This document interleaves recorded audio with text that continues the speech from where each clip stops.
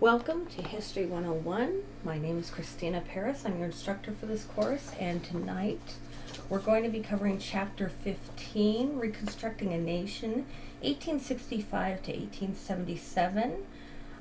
In this first part, we're going to actually break the lecture up into two parts to give you a chance to take a break and also stretch your legs, because I know that listening to me drone on and on about this can get a little tiring, and also it gives you a chance to kind of collect your thoughts and process what you've been listening to and take a deep breath before you move on to the next section.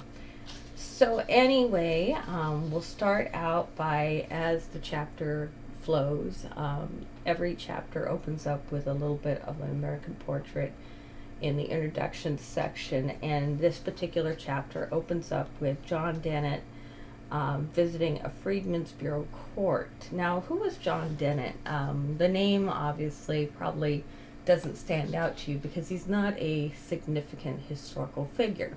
He's actually a reporter with a publication known as The Nation. He was an elite Yankee who was going down into the South.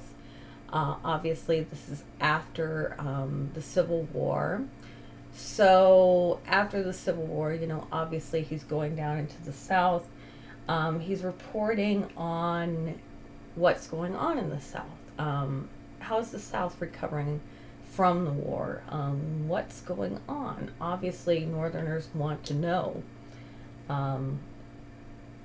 The famous line is, inquiring minds want to know. Essentially, this is a more modern term, but it was the same sentiment then as it is now.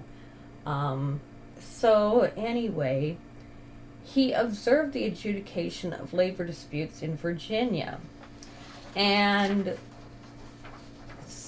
what he saw was took place in the Freedmen's Bureau. Now, some of you probably have heard of the Freedmen's Bureau, and maybe some of you haven't. And essentially, it took over and kind of was this policy, this agency that was created by the federal government to come in, and we'll be talking a little bit more about this obviously in the lecture. But the idea was the Freedmen's Bureau essentially adjudicated issues that were meant not only for freedmen, but also anybody that was in need in the South, which is something that sometimes we get this idea that it was strictly for freedmen, but it wasn't. They actually meant to help anybody that was in need in the South. This came in the form of medical assistance, healthcare as we see it, which was pretty rudimentary at that point in time in history. Court cases, land disputes, labor disputes, anything that was needed at that particular time. So anyway, what Dennett observes is these court cases that happened during this particular time. And he sees a variety of court cases, anything from disputes from planters that are trying to deal with this new dynamic of accepting their former slaves that they now have under labor contracts, to freedmen that now are seeking out land and want a fair share. They want land that they can now work, that they can now essentially have as their own. And they're seeking out legal precedents to be given this land. And they're unsure of what they can do legally to make sure that they are guaranteed this land. And then you also have the cases where you have white Southerners that are trying to navigate this new, essentially brave new world that they are now thrust into, where they are confronted with this new dynamic of moving from a life that they have known, of dealing with African Americans in this unequal footing of white oppression of African Americans as slaves, into having to see African Americans as equals. And it is a transition. It is a transition period. And not seeing them anymore as unequal people. You have to realize that this is a big transition period. And it is a shocking transition. And it is interesting to realize that even as historians, we are unpacking what happens during this period of time. That we actually have for a long time seen this as a period of healing in United States history. That we have recognized this as a period of United States history that was a healing period until really the pandemic. And it's during the pandemic that, and actually a little before that, that we started to really start critically look at Reconstruction and started to reevaluate Reconstruction. In fact, this very eye-opening documentary series debuted on PBS that kind of reevaluated Reconstruction in a much different light, and really started unpacking the complexities of Reconstruction, and has now reevaluated what Reconstruction really was and how complex, how unsettling Reconstruction really was, and really looks at Reconstruction critically. It's turned out to be a 5-part series. I wish I could show the entire series in this class, because it's so critical to see how Reconstruction was really, as they define it, a second Civil War, because there was so much violence, there was so much bloodshed, there was so much animosity that was still there even after the end of the Civil War. It didn't end when the last shot was fired. It went on, and it led into the Jim Crow South. And you could even argue that the Jim Crow South, that went on for another 100 years beyond the end of the Civil War. That really didn't settle down. And that the repercussions are still ongoing even today. That we're still struggling. We're still grappling with those issues.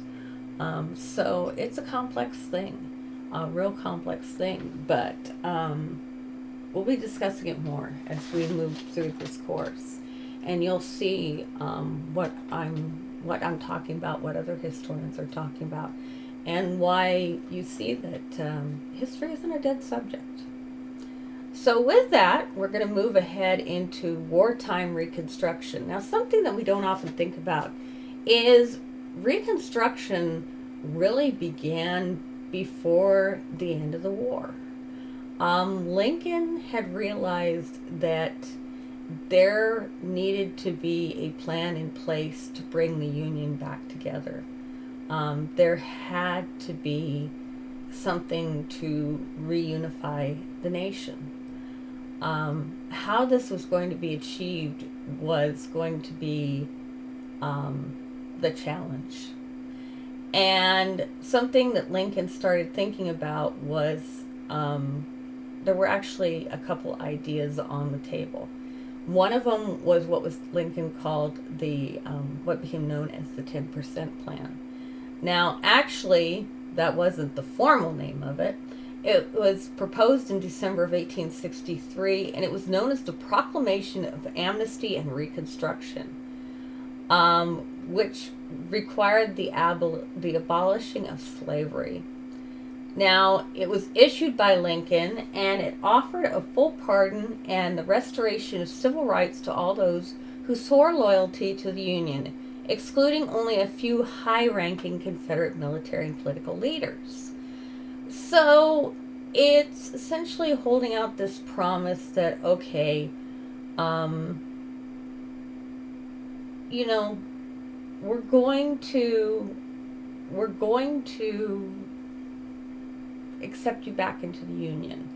We're only going to exclude a few high-ranking Confederate military leaders.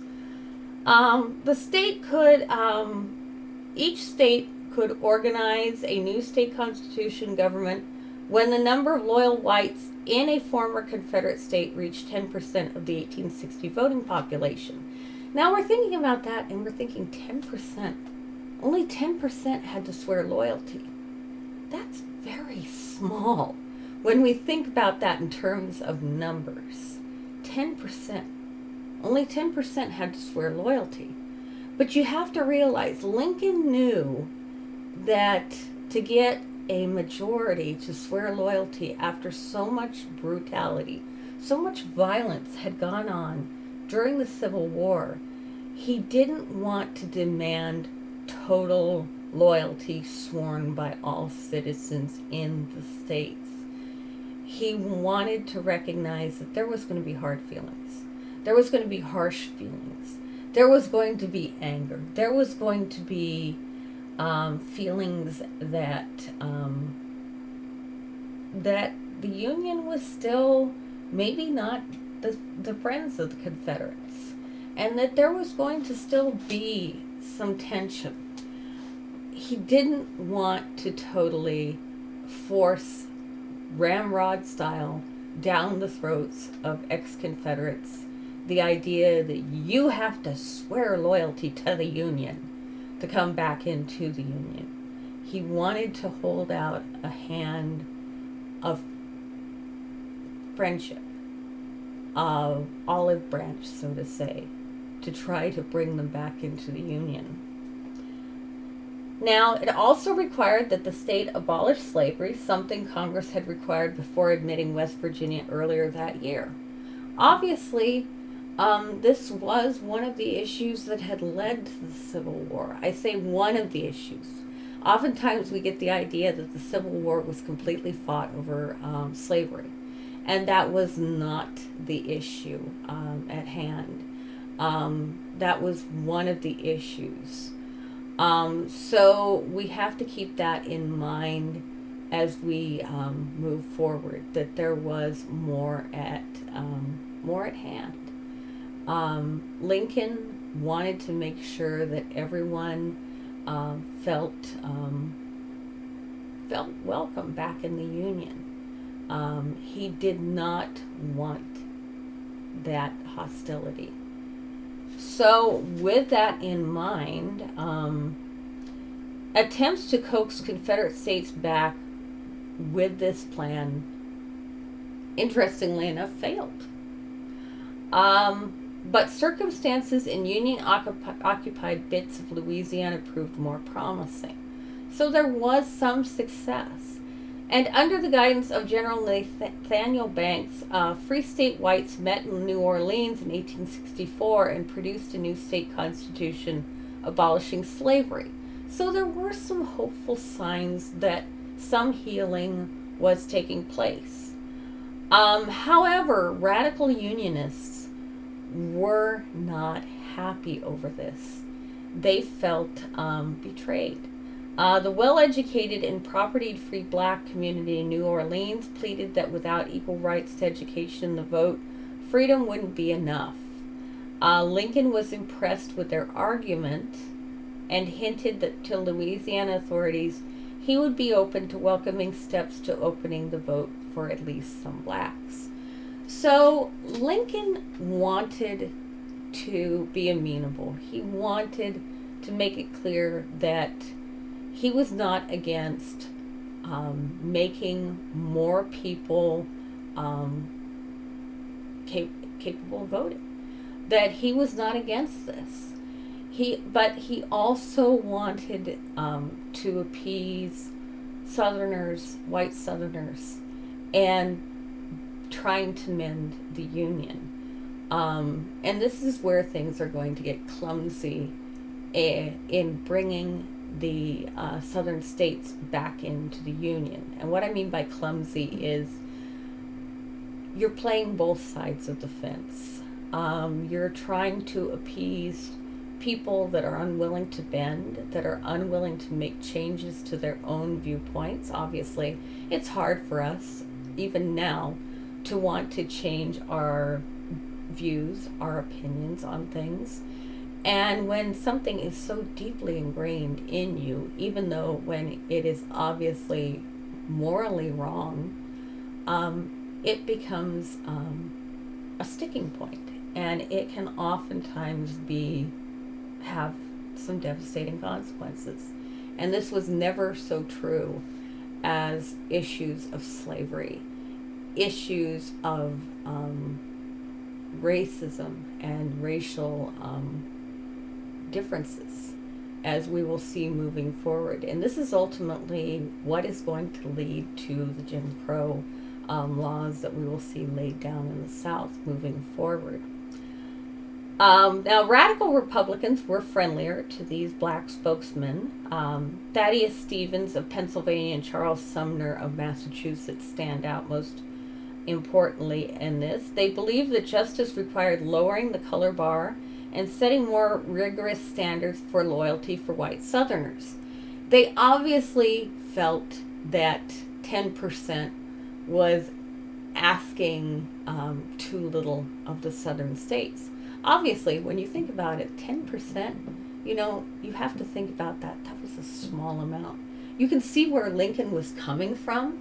Obviously, Lincoln wanted to make sure that he was not making excessive demands, but it was an appeasement move. It was too much of an appeasement move. We had just fought a devastating war on our own soil against our own people. Obviously, he did want to appease, but at the same time, you have to wonder, when did the appeasement end? These people had broken the Union. They had broken a bond that had been set forth by our founding fathers. They had committed treason. You have to look at it from two perspectives. The issue of secession and the issue of healing. It's a complicated and you can understand tenuous situation that they were facing, bringing the Union back together.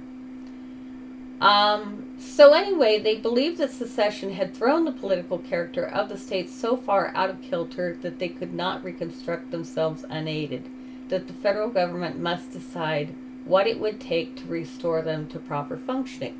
They obviously recognized that the federal government had to lay the precedents out, that the federal government had to say, this is how it has to be done.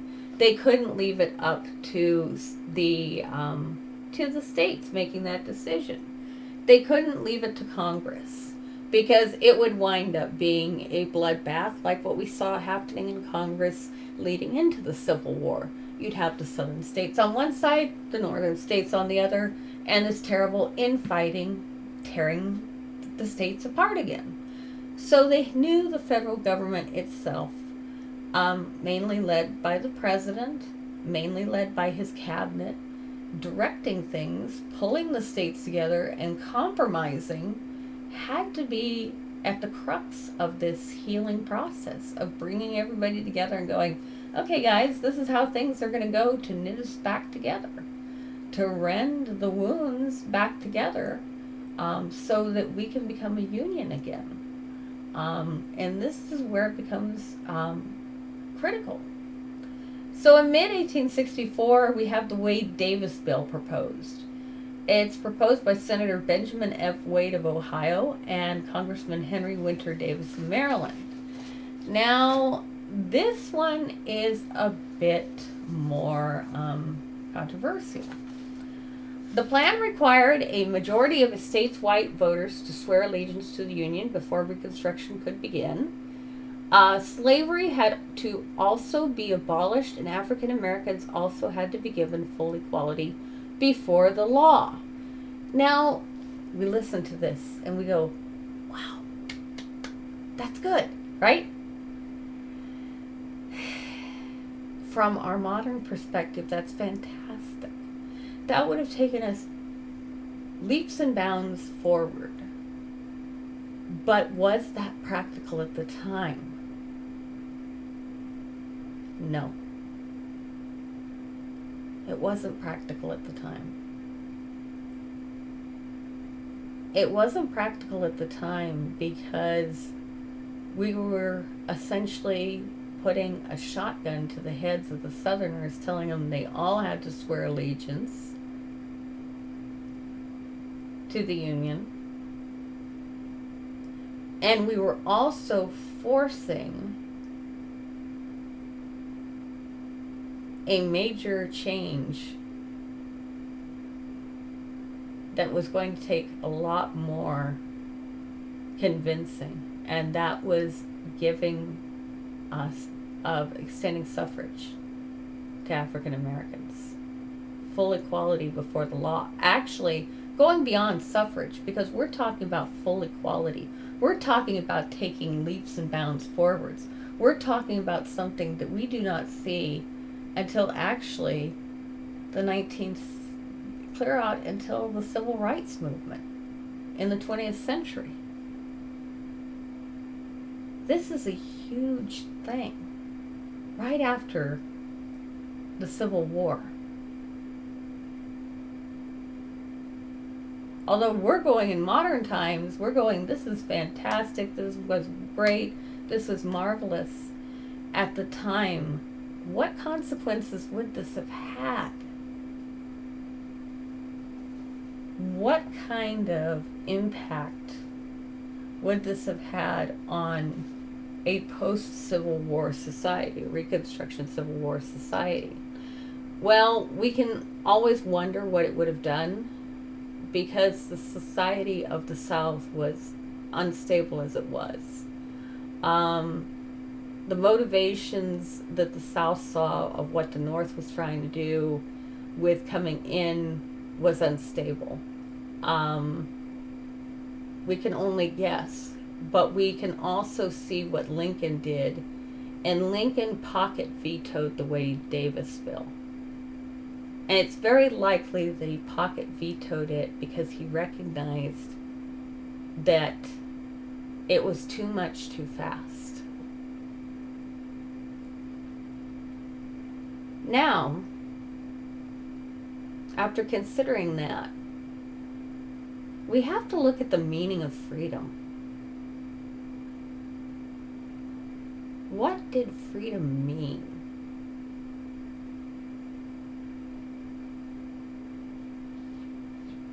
Emancipation was a huge, huge moment. Many of us can't even imagine what this was to people that had been kept in chattel slavery. We can't even fathom what it was like. Families were torn apart during slave times. We read stories about this, but until you read a slave narrative about husbands and wives being separated, mothers and children being separated, we don't fully comprehend the sorrows, the depths of how devastating it was. And it even gets more profound when you read about Reconstruction and how freedmen and women actually went about trying to essentially reconstitute their families after emancipation, when they were actually freed from their plantations, when their owners would say, you are now free men and women. You may leave the plantation if you choose to do so. And they would do that. They would walk away. Some of them would decide, I'm done. If I can leave these grounds and leave this person who has kept me at whip, I will leave. And they would walk away. They would often walk the roads. They would go back to previous plantations that they had been at. They would go to newspapers that were friendly to freedmen and run newspaper ads seeking information on their loved ones. These ads oftentimes ran for 20 years after the end of slavery. 20 years. Sometimes they would write letters to their previous owners, to people that they might know at previous plantations, in the hopes of getting word of what might have happened to a loved one. But it was a desire, a natural human desire to find out, where's my ma? Where's my pa? What happened to Sally Mae, my daughter?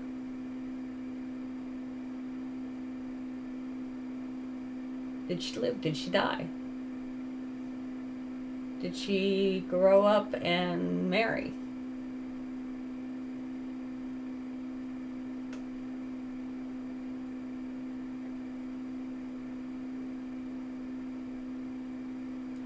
Men often sought out sharecropping contracts. Now, sharecropping, I know your textbook makes it sound like it was a grand and glorious system that had all these advantages, but sharecropping was, if you've actually ever heard somebody who actually grew up under the sharecropping system, you realize that sharecropping was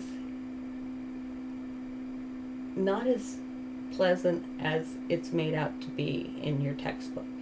Sharecropping was one of those systems that it had its good side and its bad side. Yes, it offered somebody who had been under the whip of slavery an opportunity to work their own plot of land, to provide some sustenance for their family, to feel as though they were providing some form of livelihood for their family.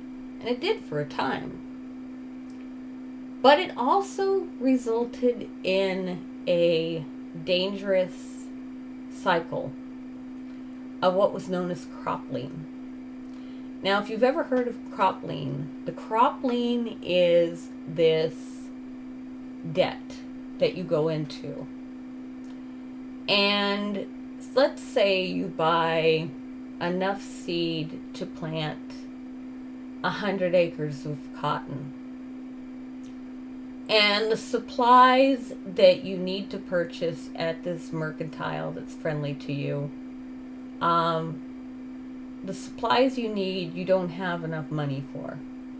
So you pledge 25 acres of your 100 acres of cotton to pay for the supplies you need.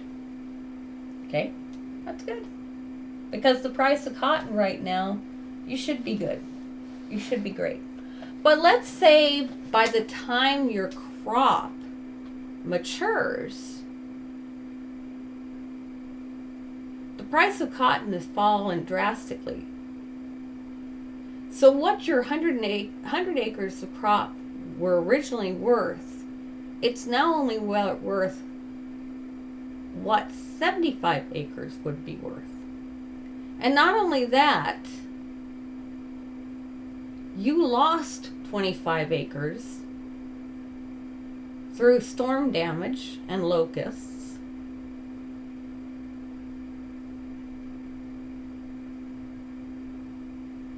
And you had to buy additional supplies.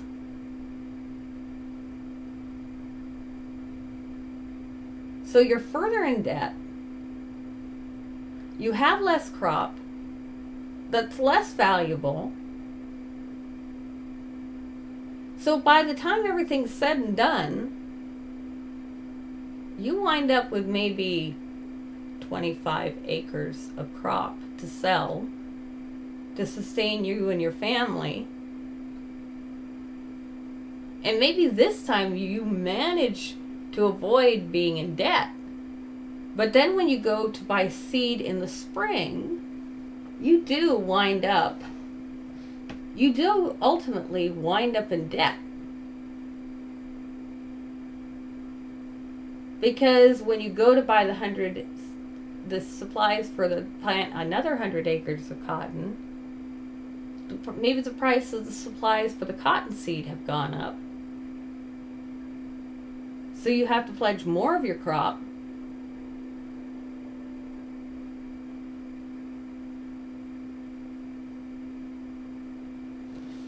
So it's a vicious cycle that constantly feeds on itself and constantly gets you further and further in debt.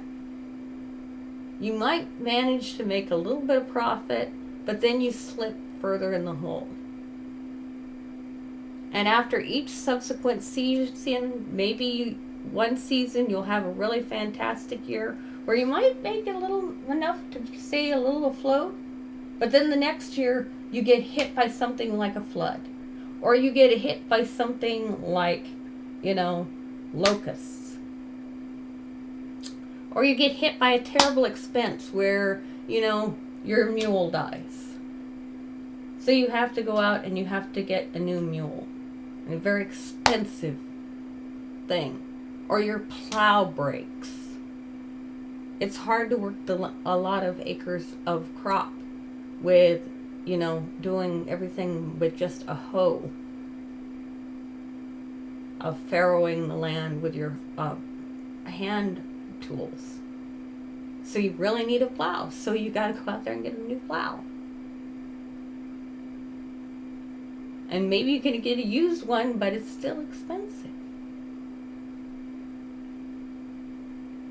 So you can see where this system kind of becomes a vicious feeding beast.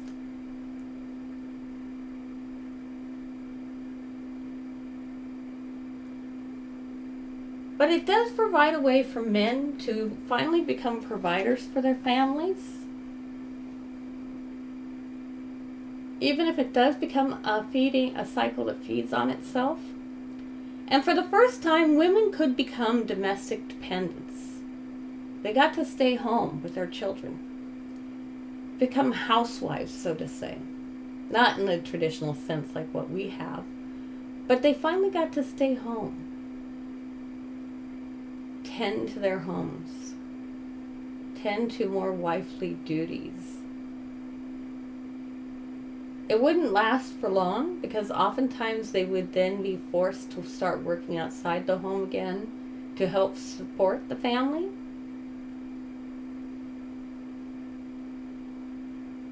But they did get a chance to experience that for the first time. We also see the establishment of new churches. Now, this is something we don't appreciate. But during slavery times, slaves were actually preached to the Bible oftentimes by their masters. Or they attended the church that their masters attended. And oftentimes sections of the Bible were actually forbidden from them accessing. They were actually kind of censored. because they feared insurrection, slave insurrection, that these parts of the Bible would actually prompt them to rise up against the slave owner. You can kind of guess which sections, like think about the tale of Moses. Might that not inspire, quote unquote, a slave rebellion if, oh wow, Moses, the deliverer, it might prompt those slaves to rise up against our master, and, of course, how could, did they fear that amongst the slaves there might be a deliverer that might bring the plague of God on them? Maybe they should have. I'm just saying. But you can kind of think about that and consider that maybe they realize the guilt of their actions, and that was actually what's playing on their conscience. But anyway, the freedmen for the first time had a chance to establish their own churches, to break away from the white churches and set up their own churches. And the churches actually become a nerve center for the African American community that rises up out of this Reconstruction era. This is where we see the rising up of the Baptist and the African American Baptist churches and the Methodist churches during this Reconstruction period. Also, education, because you have a brand new group of people that want to access these materials. Think about the Bible. You want to read the Bible. You want to interpret your faith the way you want to interpret your faith. You want to read legal documents that will help you acquire land. You want to be able to write letters to find your loved ones. What is going to help you the most to accomplish all this? Education. And that's exactly what the freedmen set out to do, is to achieve education in some way, shape, or form. And even before the war had ended, there's an effort to recruit teachers in the North, to send them down into the South to start educating freedmen and women, and start teaching them the basics, basic education, giving them foundational education. And it doesn't matter where this education takes place, whether it's in their homes. They talk about barns. They talk about even the infamous slave pen of New Orleans becomes a classroom. They do not necessarily have to use traditional textbooks either. They will use almanacs, they will use the Bible, they will use dictionaries, they will use whatever it takes. We also see the first establishment of African American universities as well during this period of time, because there's this thirst for education emerging during this time. It's an amazing period of transformation. So with this, we also have experiments with free labor that take place during this time. We have the Banks Plan, which actually was developed and implemented by Union General Nathaniel Banks, which saw the issuance of stringent regulations to put the free people back to work quickly in Louisiana.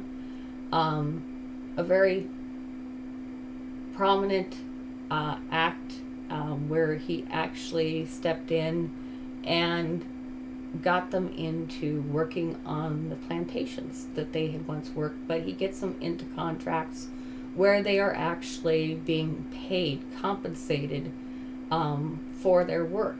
Some people argue that it is, it's slavery. You're just another name for slavery. But these men and women are actually being compensated for their work. They're not doing labor just for labor's sake. They're actually being compensated. They're entering into contracts to ensure that they're being paid and whether they're and not being whipped for misbehaving, so to say. They are actually being treated like workers. So it's a fair trade. Freed people also wanted to own land. So we see Sherman Special Field Order number 15. Now, some of you may have heard the famous saying, 40 acres and a mule. Well, this is actually the origins of it. This plan was developed and implemented by Union General William Tecumseh Sherman, which granted freed people captured Confederate land, 40 acres, and a broke down, decommissioned U.S. Army mule. Obviously, the mule is to work the land, to pull your plow. So that's where the term 40 acres and a mule comes from. We also have the establishment of the Bureau of Refugees, Freedmen, and Abandoned Lands, more commonly known as the Freedmen's Bureau, which was established in March of 1865, which was the government agency that was administered by the Army, that afforded aid and protection to former enslaved people and other individuals that needed assistance. This agency was remarkable because what was so remarkable about it was not only the work that they did, but the fact that at the high point of this agency's tenure, they only had, get this, for the entire South, 1,000 agents employed for all these people that they oversaw, all these cases they oversaw, all this work that they did, 1,000 agents. Think about that. Think about the massive bureaucracies that we now have that handle all these caseloads. 1,000 agents handled the entire South. Pretty remarkable, isn't it? Pretty remarkable. Now, we also have the Freedmen's Savings Bank, which helped freedmen learn how to protect their financial assets as they accrued them. So that's something else that's pretty amazing, that they also had a setup to help freedmen learn how to save their money and also how to get funds to establish themselves, to set themselves up in a occupation or in a trade or that, to establish themselves and give themselves a source of income.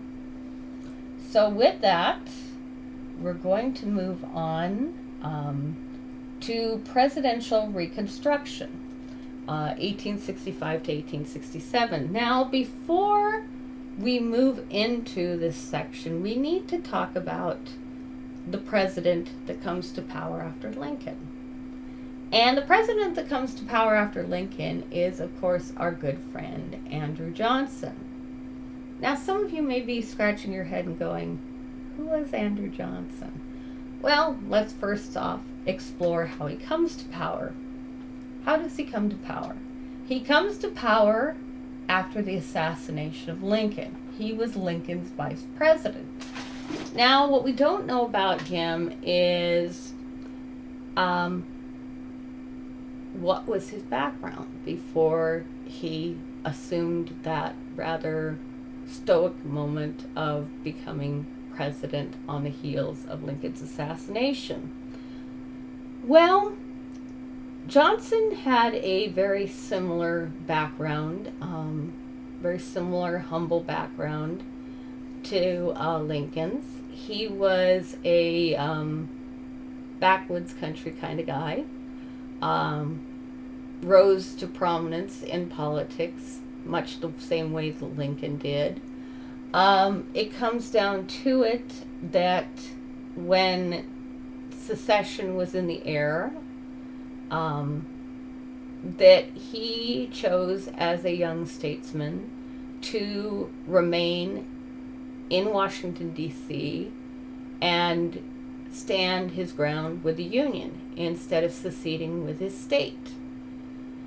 His loyalty to the Union actually was to his benefit because, as we will talk about, when the districts, the federal districts are declared under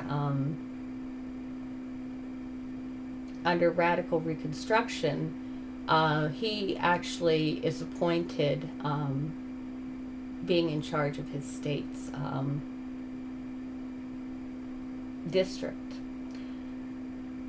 But it also brings him into the national spotlight at that point. And when Lincoln runs, ultimately wins him the unprecedented position of vice president. That's the rise of Andrew Johnson in a nutshell. And of course, with Lincoln's assassination, he then becomes president. But there's something that's very significant to note, is Johnson is a Southern boy, and unfortunately in every sense of the word, because he also tends to have a very strong racist streak in him. And one of his most tragically notorious statements is that he feels that and pardon my use of this because it is horrifying, that the Negro has no place in Reconstruction. Now, we have to look at that and go, wait a second. African Americans have no place in Reconstruction. Who is most demographically impacted by Reconstruction? I'd have to say that the freed people are pretty significantly impacted by Reconstruction. And yet it is our good friend Andrew Johnson himself that makes that rather chilling statement. But as we can see, Johnson will reflect this with presidential Reconstruction. And some of the first things he does is he pardons Confederates that were reelected to prominent offices under presidential Reconstruction. And he returns lands to former owners. And when he does this, returning the lands to to former owners, this means evicting the freedmen that have settled on the lands, that have worked these lands following the Civil War. Yes, you heard that correctly. These poor people that have gone through everything, that have been under the chains of slavery, now get kicked off the land in favor of the people that formerly enslaved them. Once again, they have been shafted. Yes, our dear, sweet President Andrew Johnson did this. Nice, huh? So, we will go ahead and move on here. So there's a lot of resistance to presidential Reconstruction. Violence underlays the conservative control. Obviously, this did not go well. There is a lot of hostility that rises up. There is a lot of animosity that arises, and it's not by freed people. This is where we start to see the rising up of violence with white Southerners. White Southerners start to be, I want to say, emboldened by Johnson's actions. They start to see this as an opportunity to attack anybody that's against people who are upholders of what becomes known as the lost cause. We start to see this implementation of this mythology of the lost cause. Former slaves were assaulted. Black churches were burned. And the justice system supported these perpetrators. In other words, we start to get the statements of, well, can you prove that that man really burned your church? Well, yes, I know he was seen walking down the road with a torch and a can of kerosene after the fire broke out. But can you prove he was the one that did the torching of your church? That's the kind of, yeah. justice you start seeing in the South. Now, Congress tries to intervene. They refuse to readmit former Confederate states that would not essentially play fair, that would not essentially abide by even minimum requirements for under the proper the previous agreements with abolishing slavery, things like that. This is where we get into the origins of the 14th Amendment. Now, the 14th Amendment agrees to the payment of the national debt, and it bars Confederate officials from public office. It also removes the 3/5 clause. Now, does anyone remember the 3/5 clause? It states that a slave will be counted as 3/5 of an individual when determining population for counts towards Congress and that. Now it becomes the population counts will be done to determine representation in Congress, the Senate, that kind of thing. Remove, also it guaranteed birthright citizenship. Now this is a big leap. This is the first time we say, okay, you're going to be a citizen of the United States because you were born on U.S. soil. And all of a sudden it's like, whoa, that's a big step forward. That's a huge step forward. That's a major step forward. But it is a huge step that will carry us into the first piece of major legislation towards guaranteeing freedmen their rights. It's a big step forward. So with that, we're going to end part 1, and we will pick up with part 2 here in a minute.